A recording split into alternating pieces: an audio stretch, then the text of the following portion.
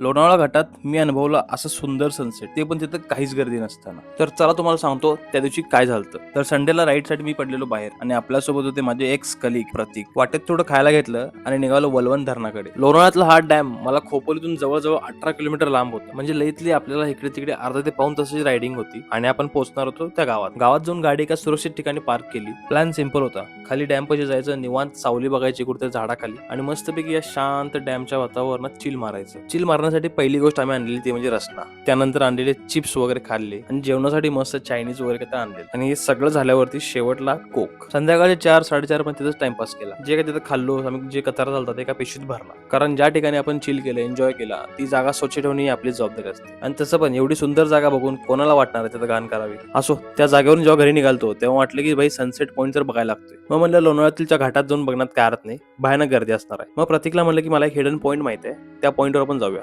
एवढा सुंदर sunset, perfect timing, perfect तिथे आम्ही बरोबर त्या जागेवर पोहोचलेलो आणि मला वाटलं पण नव्हतं की माझ्या रूम पासून एवढं जवळ असेल. कमीत कमी 10 किलोमीटर अंतरावरती होते. भाई असा जर दिवसाचा एंड असेल तर माणसाला अजून काय पाहिजे. या जागेवर एकच कमी भासत होती, ती म्हणजे चहाची. बाकी सगळं आमच्याकडे होतं. या अशा मस्त संध्याकाळी आम्ही क्षण घालवून आमची संडे राईड कंप्लीट केली. तर अशाच प्रकारचे व्हिडिओ बघण्यासाठी मला नक्की फॉलो करा. तोपर्यंत भेटूया पुढल्या व्हिडिओमध्ये.